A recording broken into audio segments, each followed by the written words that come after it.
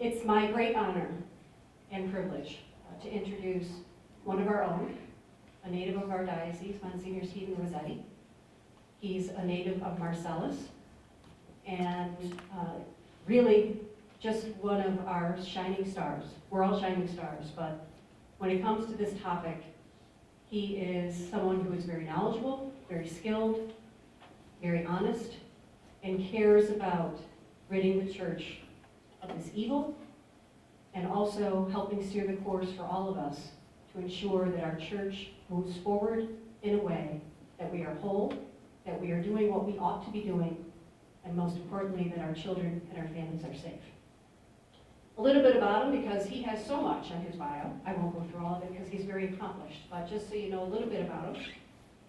He is a graduate of the Air Force Academy in 1973, and after he was ordained, he served in 2 of our parishes before becoming Director of Education of the House of Affirmation.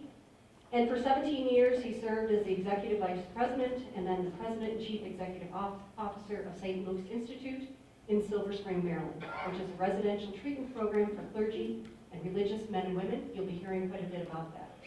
He is a prolific author. He has written a bestseller, I Am Awake.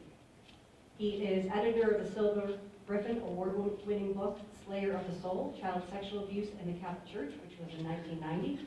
And the list really goes on of his books. And most recently, his latest book is The Priestly Blessing, Rediscovering the Gift, which was out in October and actually was a gift to our priests this year for Christmas.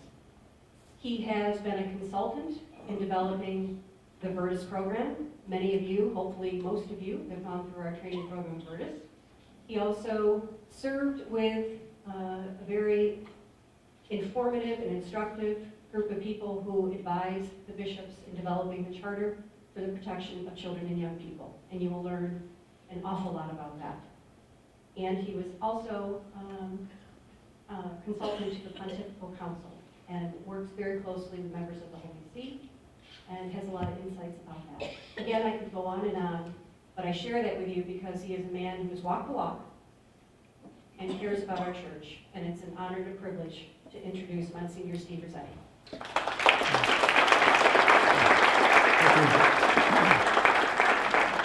It's nice to see some familiar faces, so great to be back in the Diocese of Syracuse. And I echo what Danielle said, just thanks to all of you for caring about our faith and about this important issue, so thanks for coming out. I think one of the first things that strikes us is, the title of the talk. I think all of us said, yeah, I thought we fixed this. In 2002, I thought we fixed this, and all of a sudden it's come roaring back. And it seems to come roaring back again and again and again. A lot of people don't realize that, for example, when it first started, the first public time it broke was in 1985 in Louisiana with a case of Father Gilbert Gow. Those of you who might be a little bit older might remember that case. And then in the early 1990s, we had the Father Porter case, James Porter from Fall River. So there was a huge outbreak in 1990, and the bishops came up with their 5 principles. And then the late 1990s, there was a few more public revelations. Then the big one, of course, in 2002 with the Gagin case, and then now again in 2018 with that Pennsylvania report. So it keeps coming back, and it keeps coming back and again and again and again. And I think that the question is, are we making any progress or not? I think it would be good to put this in a theological context, reading this from Matthew, the words of Jesus himself. Whoever causes one of these little ones who believe in me to sin, it would be better for him to have a great millstone hung around his neck and to be drowned into the depths of the sea. Very strong words, very strong words. Sometimes we can forget that this is not only a psychological issue, I'm a psychologist, but also it is a deeply theological issue as well. Part of our very gospel message of protecting children. How do you think Jesus would feel about this whole issue? Jesus was angry when people were exchanging money in the temple. Remember, he fashioned a whip of cords, got angry, and threw them out. What would he do if children are being abused, the children that he loved, and it was occurred at the hands of clergy members? It would be unbelievable. I mean, the outrage this would cause, it's not only extremely harmful, of course, to children and their families, it's also an evil act. A crime as well as an evil act. And something that we can never lose is that sense of outrage. I think that's a and I think people are. When you read the Pennsylvania report, people are upset, they're angry, they feel betrayed, tested their commitment. That's one of and I think that the Pennsylvania team, the Shapiro team, if you listen to some of the interviews of the team, they spent 2 years going through reports, cases, talking to victims, and I actually think the team was somewhat traumatized themselves. We call secondary trauma. I mean, and they actually said that. After 2 years of reading this stuff and working with it, it causes the harm to even people reading the cases.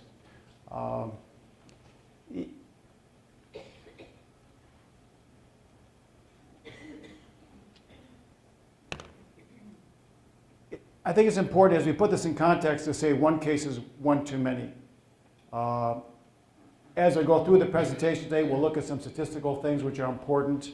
You can't really fix something unless you have a good diagnosis. You can't have good treatment until you have good diagnosis. So we're going to look at some of the causes and try to really be more objective about it. But we should start with the basic notion that one case is one too many. And there's just no excuse for it. And so you need to start with that notion. One of the problems with the church, I think, we've had several, but one of the problems with the church is what I call kind of a celibate kind of tone deafness. How many of you, did anybody see the movie Quiet Place with Emily Blunt? You probably not you saw it, okay. I usually don't watch horror movies, but actually the movie was kind of good. And interesting enough, the reason why I saw the movie was a bunch of teenagers wanted to see it with her, but I said, well, fine. And it turns out that the movie, Emily Blunt and her real life husband, John Krasinski, whatever it's called, yeah, the two of them play a husband and wife on the movie as well. It's one of those horror movies, and these beasts are sort of after their children. But it's not really about that. It's about a couple trying to protect their children. And at one point in the middle of the movie, she utters this line, which really was the basis of the movie. Yeah. She looks at her husband and says, "Who are we if we cannot protect them?" In other words, parents, part of their very being is in protecting their children. It's part of who they are. And so when children are harmed, or God forbid they should die, they're inconsolable. It is a primal wound to the very nature of what it means to be parent.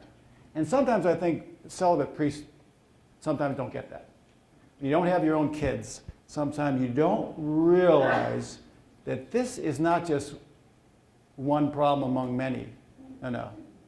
Protecting children is the problem. And when they're harmed, sometimes we learn this as priests when you have funerals of parents who have lost a child.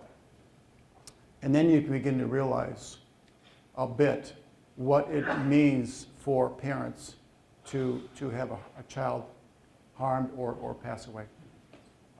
To get it. So the question comes to, as a church, trying to get it.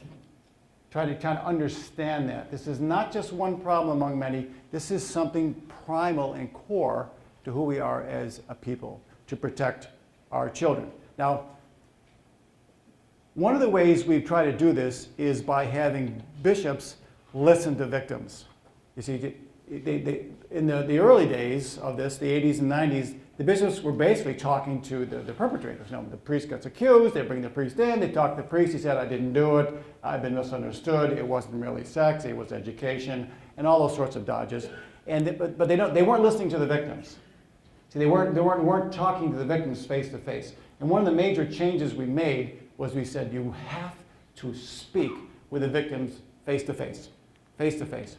So in Dallas, for example, in 2002, we, just before the bishops passed the famous Dallas Charter for the Protection of Children and Young People, we had 4 victims stand up in front of all 300 plus bishops in Dallas and tell their stories.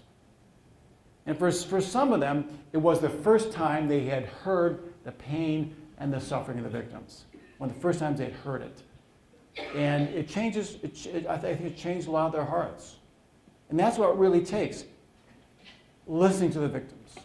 And so we encourage bishops again and again and again to listen to victims. Did you see where Pope Francis, a few weeks ago, sent a letter to all the Episcopal conferences around the world? Now, they're going to have a big meeting, as you know, in the Holy See in February, third week in February. And every conference from around the world is going to the Vatican to talk about this issue. And the Holy Father sent a letter out and said, before you come, I want you to speak to victims in your Episcopal conference. Frankly, because if you don't get it. You're not going to get it. You know what I mean? So you've got to listen to the victims. And when you do, then you can start to hear the stories. And so hopefully, but it's a long process of conversion. Those of us who are trying to help the Holy See deal with this issue, like I've gone to many countries in the last 10, 20 years, and many times you'll feel that they don't really get it because they haven't dealt with the issue. We're starting to, through this gut-wrenching process, it's taking way too long, but starting to recognize, you listen up to victims long enough, you start to change hearts, and you start to realize the depth of the trauma and how important it is to listen to victims. Now, those of we talked about how difficult this is for Catholics and for everybody. Here's what's happening a lot now. The case is already erupting around the world. Germany, you probably saw the German report just recently released. Poland has a number of cases and had a big news story. Australia basically has been inundated with the Royal Commission. Ireland, of course, the Philippines, Colombia, Chile, many different countries, South Africa, many different countries have had public. So this is not just the U.S. And that's kind of important because in the beginning, people would say, well, this is an American problem. This is something that happens in America, And that actually there were cardinals in the Holy See who said that at that time. This is something you Americans are doing, And then, of course, cases erupted in Europe. They say, well, this is an English-speaking problem. It's you Irish and you English and you Americans. That's an English-speaking problem.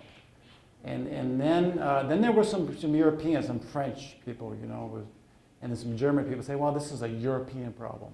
That's actually where we're pretty much at right now. A lot of countries around the world saying, well, this is kind of a Western European problem. And so, but slowly starting to find out that no, there's cases in South America, there's cases in Asia, there's cases in Africa, and just about any language you can think of, it's a problem. I was in Papua New Guinea 2 years ago, Jim, and did a bunch of cases there, which are unevenly prosecuted. Some are aggressively prosecuted, some are just kind of shoved away, but Papua New Guinea, they have cases. So wherever you go.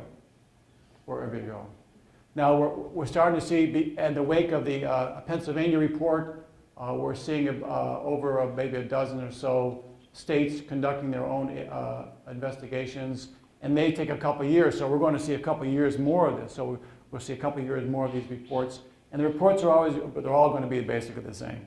You just take out, you got one in New York, just take out the word Scranton and put in Syracuse. I mean, they're all going to basically read the same.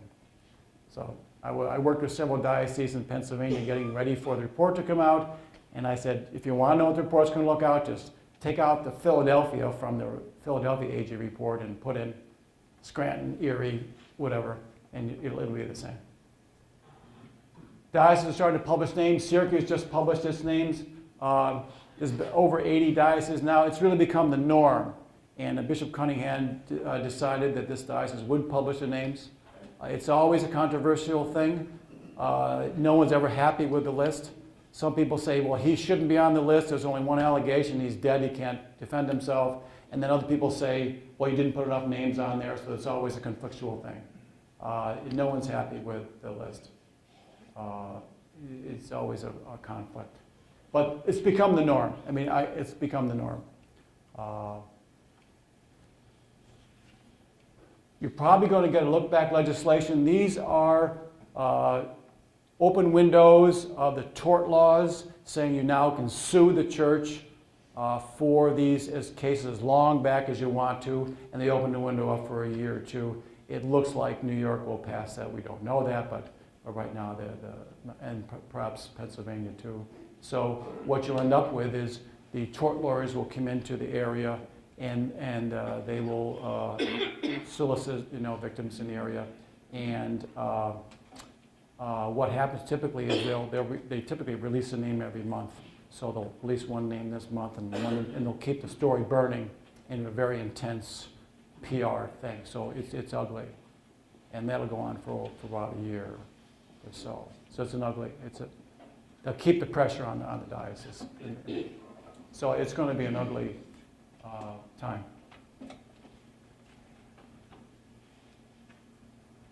So first thing I would say that most importantly is listening to victims and hearing their stories face to face.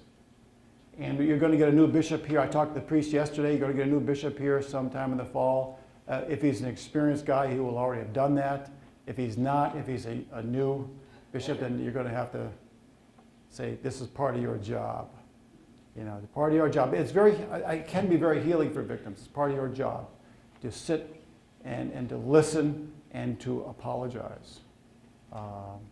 Pope Francis does that, by the way. In the Holy See, the story is that pretty much every week or so, he will call victims, invite them in, and quietly, doesn't want them to reveal their names, confidentiality, and prays with them until he's very good about it. And we in the Pontifical Commission for Child Protection, I've been a consultant, are very happy with him. I mean, he hasn't always made good decisions. In administrator times, he's made mistakes in cases which he admits.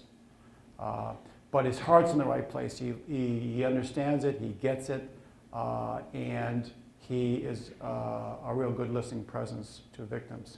Pope Benedict was one of the first that started it. Remember Pope Benedict was actually the first pope that really charged turning the screws to this issue. He made child abuse what we call a grave delict under canon law. He was the guy who did that, who actually said, no, this is a major crime in church law. And one of the reasons why I think he got it was that before he was a pope, he was the head of the Congregation of Doctrine of the Faith. So they're the ones who process the cases in the Holy See. So he read all the cases again and again and again. He read the cases, and it's ugly. You read these cases, and you kind of go, oh, you just can't believe it. And then you say this guy was a priest, and you kind of go, oh, you just want to scream and get ill. And I think that changed him. I think Benedict got it by reading all those cases. Now, who does it harm? Of course, most importantly, it harms the victims. And I think sometimes we priests can feel sorry for ourselves. We say, well, my gosh, I got to go through this. Well, it's but the person who's harmed the most, and our first concern should be for the victims. Now, the research would suggest that there are varying levels of harm caused. Some victims are really traumatized for life, and many are. I have a good friend who was abused by her uncle who was a priest, and she has spent her entire life trying to live a normal life. and is not too successful. A lot of depression, a lot of anxiety, just struggling to maintain a functional life. A whole bunch of them have been seriously traumatized, but seem to be more able to live a more normal life. And there seems to be about 10% that say they have no effects. Who knows? But there's a varying levels of traumatization depending on a lot of factors. A few of the factors are how long it occurred. Typically, these are the results of research, how long it occurred, how violent it was. The more violent it is, the more traumatic it is. Also the relationship. The closer the relationship with the perpetrator, the more damaging it is. In other words, if you really trusted this person, like a priest, a parent, a cousin, an uncle, whatever, then it's more traumatic. So how long, how violent, the relationship, how young you were. The younger you are when it starts, the more traumatic it is. And then, interesting enough, the fifth one's very interesting, and it's very important for us to know this. The fifth pillar of how traumatic abuse is what was the reaction of the first person you told? If the first person you told responded negatively, it was called a second injury. It's called the second injury. So if the first person you told basically told you to close your mouth and it's your own fault, blaming the victim, as so often happens, then it just reinforces the trauma. That shows how important it is for us as church to listen well. See, if we listen well, then we're part of the healing process. When we listen badly, we're part of the trauma. We're part of the trauma. Now, victims' families, of course, we talked about it really affecting families as well. Parish communities, this is something that I've tried to raise a little bit more with people. The fact that it does affect whole parishes. Recently, actually, for years ago, I used to do this work where I'd go into parishes where there was abusive situations, and I would they asked me to bring some healing. So, one parish called me in. I sat down with the parish leadership for half a day, and we did a lot of sharing and talking and healing and that sort of thing, which is good. And then the leadership and I sat down, we talked about a process for the whole parish. We developed this process, and so I would read town meetings with the people. They were able to speak their mind. And then we had reconciliation services, and actually it helped because before that the parish was drastically dysfunctional. Very dysfunctional, a lot of conflict, a lot of fighting. You know, half the people said the priest is a wonderful guy and he didn't do it. The other half of the people said, no, the guy's a bum and he did it, and that sort of thing, and a lot of conflict. Well, it turns out that this case had surfaced 10 years before I got there. For 10 years, this parish was dysfunctional. But no one ever did anything about it. No one ever said anything about it. And so it just sat there and festered for 10 years until finally someone said, hey, it's about time to do something about this. It's like a family when you've got a problem, like you got a one alcoholic person in the family or a drug addict or something, and no one ever says anything. Got this huge elephant in the middle of the table and no one ever says anything. And the family just gets dysfunctional and crazy until someone says, there's an elephant sitting in the middle of our table, let's talk about it. That's actually a good metaphor for the entire church. This has been an evil and a dysfunctional part of not only our church, but our society as a whole for a long time. For a long time. As I told people, 309 AD. Now, 309 AD, that's 1,700 years ago, right? 1,700 years ago, there in Spain, Elvira, Spain, the bishops got together and they wrote a bunch of canons, church laws. And Canon 71, verbatim, and translated into English. Remember, 1,700 years ago in Spain, men who sexually abuse boys shall not receive communion, not even at the end. Now, what does that tell you? Look it up, Council of Elvira, Canon 71. Okay, what does that tell you? That tells you that there was so much child abuse of boys going on in Spain 1,700 years ago that they had to write a law against it. So, is this a new issue? Nonsense. This is not a new issue. So then you say, well, if this is not a new issue, what has society and the church together done for the last 1,700 years until about 1970? What have we all done since until 1970? The answer is yes, nothing. Nothing. Why are we doing it now? So the question goes, why now? Well, first of all, I think the Holy Spirit's asking us to say, I want you to protect the children. I want you to do something about it. But also, it's become an issue now because finally we're recognizing that children have rights, like women. For example, sometimes we forget. When were women given the right to vote? About 100 years ago, right? Not that long ago. Yeah. Actually, you can't have concern about child abuse if kids have no rights. And the reason why this is an issue is because in the Pontifical Commission, we go around from country to country and trying to kind of help this issue. I'll move along. Well, in a lot of countries, kids don't have rights, and neither do women. So if they don't have rights, I would say, well, why should we be worried about abusing them? So now we have to start from scratch. Say, okay, this is the gospel message. Men, women, children, all are equal in God's eyes, have human rights, and need to be respected. And then, once you accept that idea, then you can say, okay, now this is not okay. You can't treat kids like this. It's not okay. So now I think the 20th century has been called the age of the child. Precisely, I think because of that, now we're able to deal with this issue because now people care. Before, they just didn't care. So anyway, so this has been a cancer around forever. It's been around forever, not new. But now we can deal with it. And so it affects the parents, and of course the whole system gets dysfunctional. Now, I'll attack these indirectly as we go through the presentation this morning. One of the problems with this issue is it's very volatile, which I understand, I feel very strongly about. By the way, if you stop feeling strongly about it, you should get out of the work.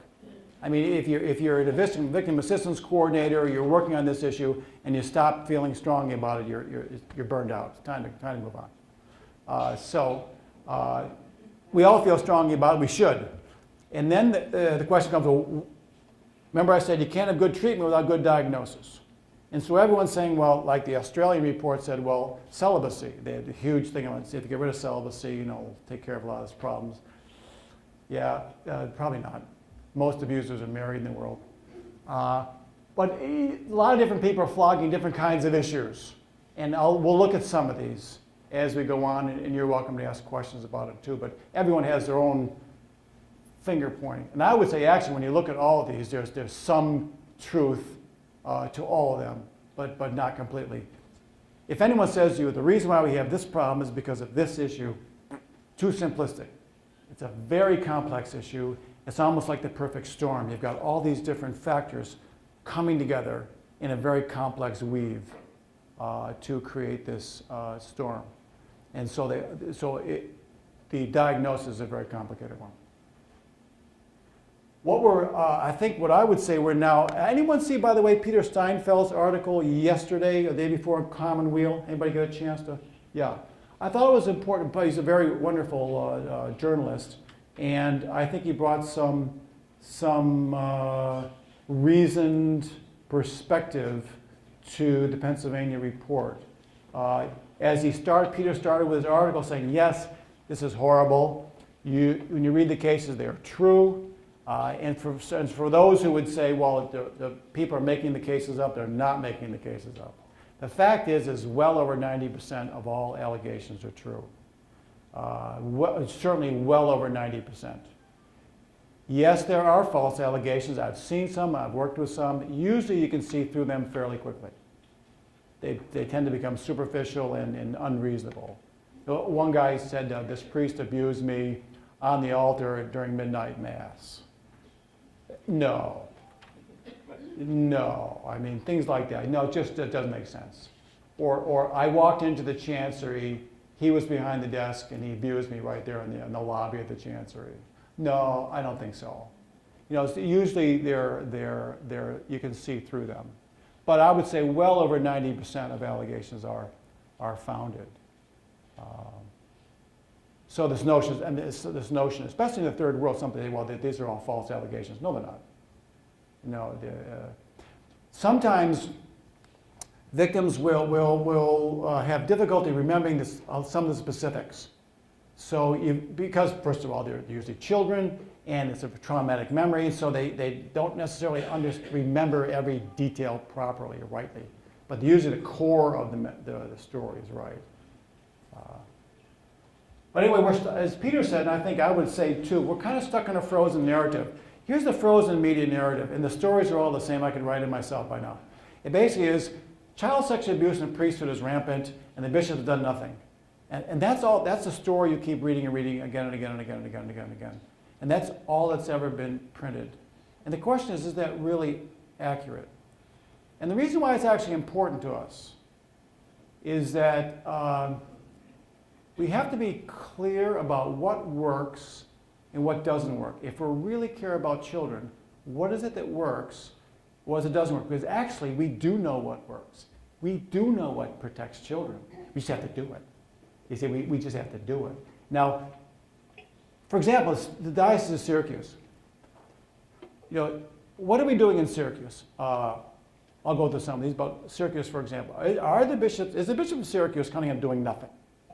No.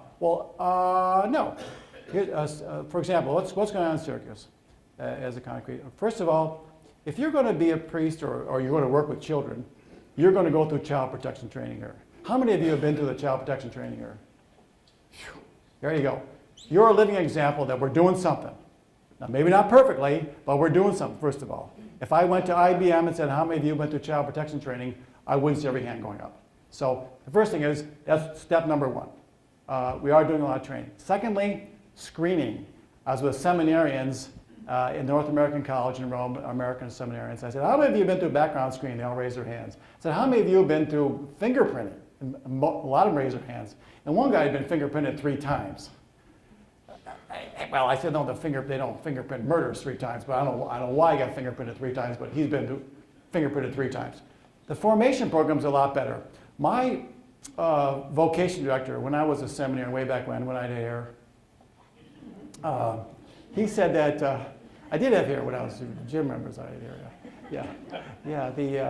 you don't need it, it's extraneous. I save a lot on shampoo, I want you to know. All those hair products. It's terrible, sorry, Lord. No, anyway, it's terrible. He said that when he went to the seminary way back when, all he got on sexuality were 2 talks on bestiality. Exactly, right response. Really? Yeah. Now, when I went to the seminary, it was better. It was better, 40 years ago. The young guys today, they're getting a lot of it. The reason why I know they're getting a lot is because I'm giving a lot of it to them. And so they're getting a lot more human sexuality. Frankly, some are feel like they're getting choked with so much of it, but it's good for them. The fact is that John Jay study showed, the 2002 study, that those seminaries that have good human formation have fewer cases of abuse. Human formation works. So they're getting better formation, better screening. Also, we have victim assistance coordinators. One of the mistakes we have is, if you're a victim and you come forward to church, in the old days, they sent you to a priest. The last person you want to look at is a priest at that point. You know what I mean? Some guy with a collar, that sort of thing, especially being abused by a priest. Victim assistance coordinator, we have one. Is she here? She's not here. We see her yesterday. Yeah, sorry. Yeah. What's her name again? Jacqueline Brissett, yeah. She's supposed to, I understand she's terrific, yeah. Yeah. So we have one. So now it's nice. If you're a victim, you come forward, usually you speak to a woman, and she's your advocate.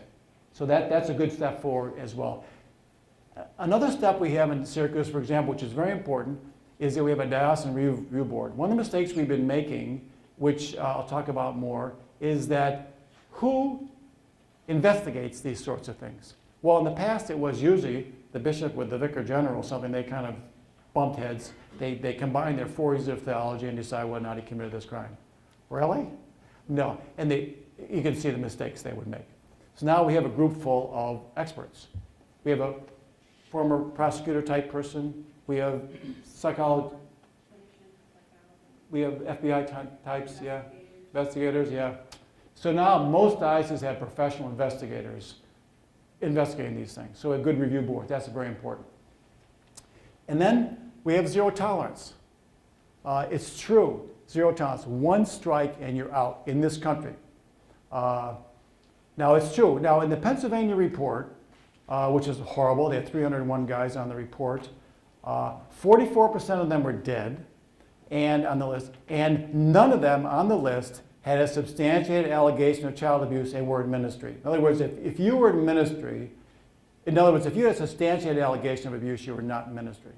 And that's a very important distinction. The bishops committed themselves to zero tolerance in 2002, and I want you to know they're doing it. And I'll give you a good case. I was a consultant to the Bishops' Committee in the Bishops' Conference in Washington. And one of the bishops decided that after 2002, that he was going to put one of these guys back in ministry. He liked the guy, he thought he could control him, and he said, I'm going to put him back. The other bishops practically strangled him. Said, no, that wasn't the agreement. The agreement was one strike and you're out. I don't care how much you like the guy, he's out. And they pressured him so much that he had to take him out. And so the bishops are actually doing zero tolerance. I want you to know, and there's no doubt in my mind, that the diocese does not know that none of the priests in ministry right now have substantial allegation of abuse. If you have one, you're out. And now sometimes there's things they don't know, but they do not know of any priest currently in ministry who has done this. That's very important, I think, because this was explained to me by one Archbishop Gregory from Atlanta, a wonderful guy. And I realized Will Gregory was right. You have to be able to look at that altar, that priest behind that altar, and you have to say, I can have confidence in this guy. Yeah, if you're looking up there and wondering if he was a child molester, this is not going to work. The church is not going to work. Yeah, it's not going to, and the bishop has to stand up in front of you with a clear conscience and say, there's no one back in ministry that I know of as molested a minor. He has to be able to say that. I want you to know the rest of the world is not there yet. We're the only country, or one of the only countries anyway, that has an explicit zero tolerance policy. So yeah, so we're pushing it. Although I was in South America, the Holy See sent me to this one country, I would name nameless, and the Archbishop, and I sat down with the Archbishop and I said, Archbishop, I said, and I talked about zero tolerance, and he looked at me and said, that's an American approach. Conversation ended. But so we got a lot of work to do around the world, and a lot of what the Pontifical Commission is using, a lot of American insights and trying to move the ball forward. Anyway, the frozen narrative. Mandatory reporting, very important. Diocese Circus does, and I strongly recommend it, it's in the Dallas Charter, is if an allegation surfaces, it has to go to the civil authorities. I don't care if the victim says, don't report it. There ought to be a sign on the front of your door saying, you bring an allegation, we're going to report it. We've got to do that. And Circus is doing that. You've got to do it. Regardless of how people feel, regardless of how old it is. Many DAs will say, don't send it in, it's too old, too bad, we're going to send it to you. If you decide nothing about that, your business. But we're going to report it to you. Yeah. So you said Syracuse is doing, Yeah. that kind of implies it's not being done across the... No, everybody's doing it. In other words, all these things I'm mentioning, I guess I mentioned these, the question he asked was, since I said Syracuse is doing that, means everybody else is not doing it. In the U.S., I'm talking about the U.S., these are policies that everyone's doing in the U.S. So everything I just mentioned, everyone is doing in the U.S. except for the mandatory reporting thing. My understanding is that almost all dioceses are mandatory reporting, but sometimes the AG will say to them, don't report this because it's too old, we won't take it. But Syracuse is doing what I'm recommending and says, well, I don't care, we're going to send it to you anyway. So no one can say we're covering it up. So everything I mentioned to everyone's doing in the U.S., not across the seas, but in the U.S., except for mandatory reporting, and they're reporting almost all the cases unless they're too old. But even then, we should report them. Thanks. Go ahead. Monsignor, was there ever a letter sent from the Vatican Okay. to the bishops of the U.S.? Well, why don't you say it on the mic so people can hear? Yeah. No. Yeah. So. Was there ever a letter sent from the Vatican to the bishops of the U.S. telling the bishops that if you turn an accused priest over to civil authorities, you will be excommunicated? Have you ever heard of something like that? I haven't heard of that. In terms of, they usually don't threaten to excommunicate bishops, so that's a little bit strong. But let me just say this about the Holy See currently, and they can send me to Northern Alaska. Actually, I like Northern Alaska. I've been there. It's beautiful. It's this time of year. They like moose. But it's uneven. But I think that the point you're getting at is fair, and that is that there are some people in the Holy See, including the Pope, I think, Monsignor Cicluna, Archbishop Cicluna, who helps, and Cardinal Sean O'Malley, who get it, who are really strong child protection advocates. But there are others who are not, from my perspective. And so you've got some who say we have to do more, and some will say, basta così, enough. This is you're overdoing it. And I think that the more they listen to cases, the more they'll get it. But basically, I would say there have been uneven. And I think there's a bigger problem in the Holy See. An article just came out recently. I showed Daniela, and that is that we believe in zero tolerance. And I guarantee in the U.S. you're out if you molest a minor. Not so in the rest of the world. Not so. And sometimes even the Holy See will say, the appeals court in the CDF, the appeals court will say, okay, he did this, so why don't you suspend him for 3 to 5 years and then put him back in ministry? And we're going, what? So there are different approaches. I mean, what we take for granted here in the U.S. is not necessarily being done in many parts of the world. And zero tolerance is one example. There's very few places that do it. And it's not the formal policy of the Holy See. The Holy Father does talk about zero tolerance, but occasionally some guys are put back in ministry in different countries. I'm not familiar with one here because we'd scream so loud they wouldn't dare, I think. But there have been other countries that they have.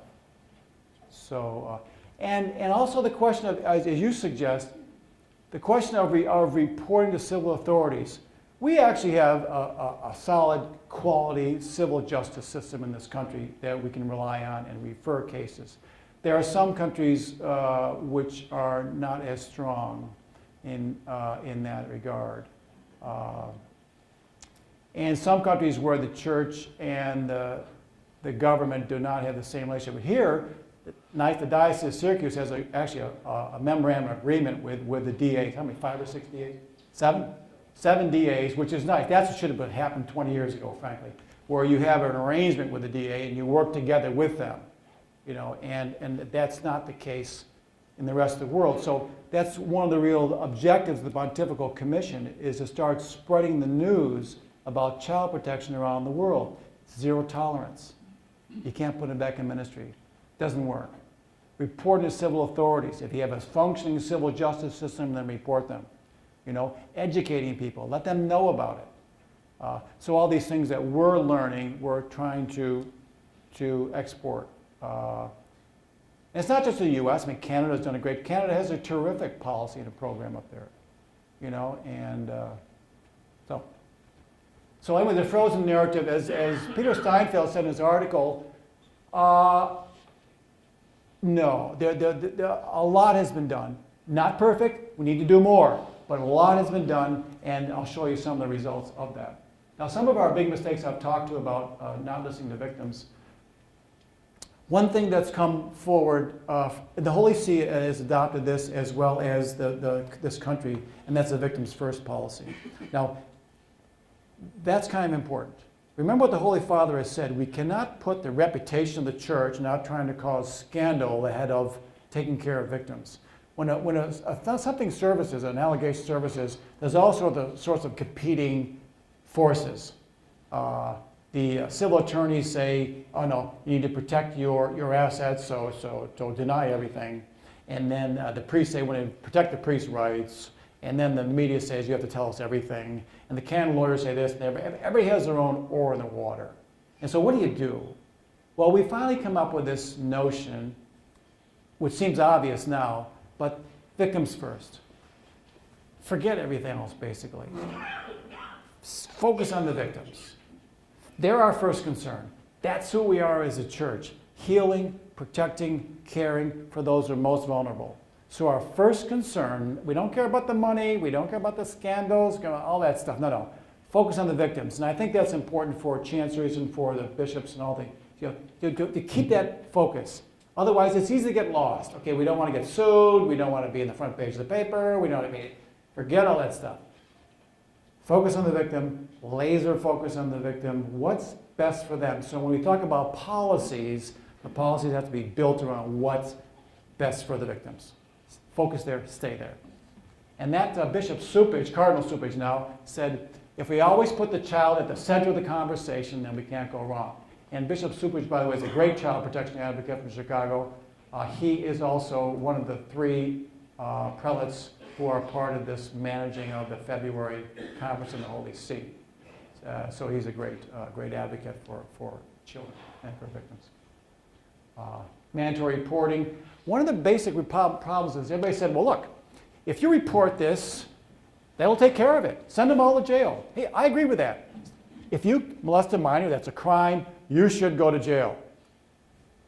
Anyone disagree with that? No, they don't. They don't.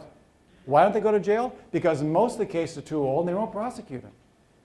I think that's something wrong with our civil laws. And I and many other people advocate getting rid of the criminal statute of limitations. I don't care how long ago it occurred, you should be able to prosecute them. Now, there are some problems with that. The information is old, he said, she said, hard to prosecute, memories fade. We understand why the criminal courts have statutes of limitations. But in this case, it doesn't work. And what happens is they don't prosecute them. So people say, well, if you sent this to the DA, whatever, they would prosecute this, you wouldn't have this problem. Not true. It's not true. They prosecute less than 5% of the cases. We're not the only ones that have that problem, by the way. The public school system has its own problems. I talked to a couple of them yesterday. I said, what do you do? Well, you report them, but they don't prosecute them. So now we're stuck with this teacher with an allegation of abusing one of the students. I said, well, how do you deal with it? Well, we had this panel of basically teachers who basically investigate and adjudicate the case. What a bunch of school teachers know about, I mean, obviously they must have professionals helping them. We have the same problem. So what happens is if the civil courts won't deal with it, then they throw it back at us. What does a bunch of celibate priests who have 4 years of theology training know about prosecuting and investigating child abuse crimes? Nothing. I mean, that's why we made so many mistakes. Imagine, it's like me walking into surgery and saying, listen, this guy's got a brain tumor, I want you to cut the tumor out. Well, I'll get a book out and see what I can do, you know? I mean, that's basically what we've been doing. I mean, they make all sorts of stupid mistakes. And so we're forced to do it. So what did we do? That's why we had the review boards. See, that's why we have these diocesan review boards where we have professionals who know how to deal with this stuff and can deal with it. But we're one of the only countries that has them. See, most countries don't. Who still deals with allegations in South Africa, for example, or China, or Colombia, or Chile? The vicar general and the bishop. You know, ignorance, sharing ignorance. And the other thing about perpetrators is they're very manipulative, very. You know, as a clinician, I've spent years working with people who have substance abuse. And we all know substance abuse is a very insidious, difficult to deal with kind of problem. And drug addicts and alcoholics can be very manipulative. You know, you all know that how manipulative they can be. And it's part of the addiction. It's part of the very addiction to manipulate. It's in the addiction. Child molesters are 10 times worse. They can Kanye, fascinating thing you know. And so that's why at St. Luke's, when we were evaluating them, we put 3 psychologists, 3 trained psychologists who knew these cases to deal with each one of the evaluations. Because they'd always con one of them. The one would say, I think in this case, this guy didn't do it, because the other 2 would look at him and go, no, you've been conned. Yeah, no, they're very manipulative and look at you with a straight face and say, I didn't do it. Didn't do it.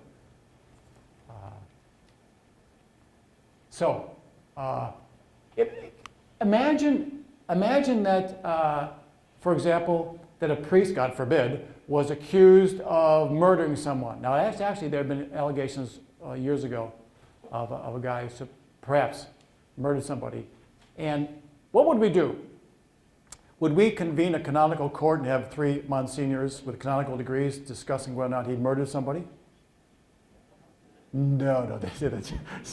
Monsignor Jim's going, no, absolutely not. Goes to the criminal courts. Yeah, same thing here, child abuse. We shouldn't be doing this. We shouldn't be doing this.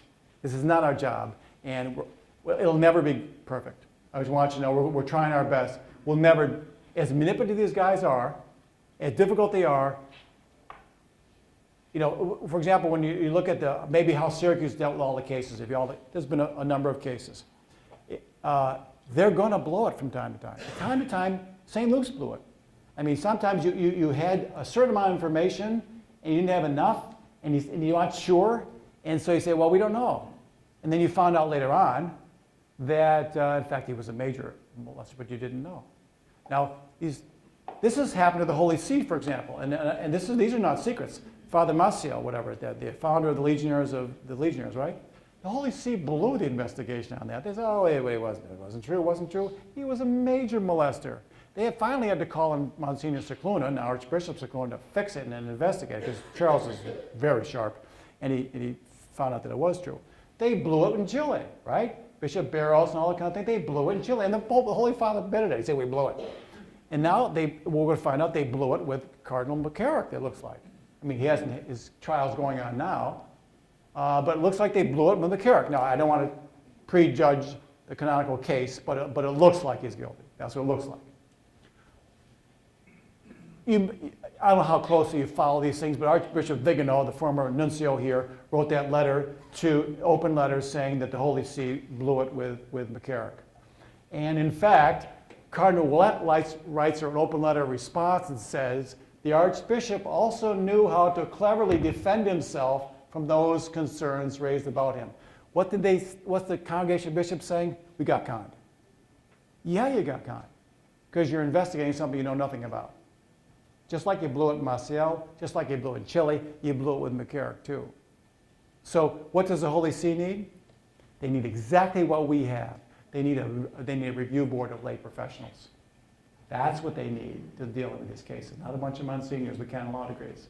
They need a bunch of prosecutors doing the investigations. Yeah, that's what they need. And I'm glad to go on record on that. You can quote me. I'll see you in Alaska.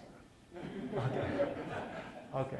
Yeah, they need a review board, definitely, of professionals.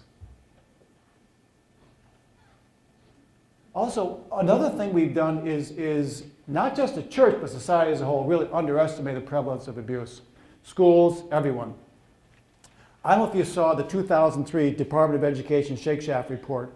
Anybody educators? Any educators here?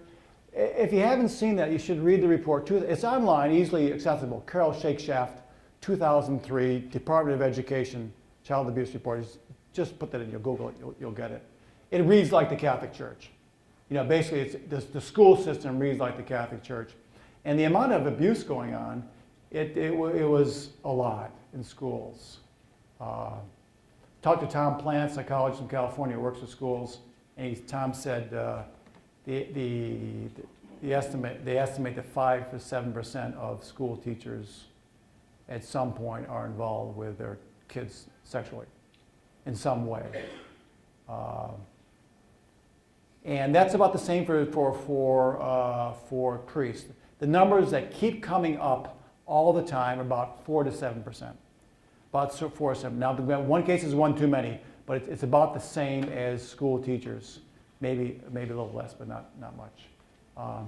Now, and the other thing is that I did a study myself of people who work for the Catholic Church, like most of you. Most of you are probably involved in your parish in some way, I presume.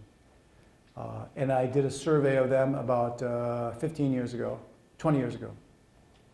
And I said, how many of you were sexually abused in some way before the age of 18? So what percentage do you think of people who work in the Catholic Church as lay people were abused by someone, not necessarily a priest, but by someone, uncle, aunt, whatever? What? Exactly. It was 19.2, I think. Exactly, 1 out of 5. More women than men, of course. And actually, if you go online, take 5 minutes, go online and look at studies. We have a pretty good idea of the offense rate, basically the abuse rate. It's probably about 1 of every 3 or 4 women and about 1 of every 6 or 8 men, more or less. 25% of women, more, più o meno, más o menos, and maybe 12, 15, 18% of men, depending on how you define it. That's a lot of people. I think the Me Too movement, again, has surprised people that women have been holding on to this sexual harassment. And it's been going, it's rampant in our society, and no one really says anything. It's only now coming out. And the child abuse is the same way. There's just a lot of it going on.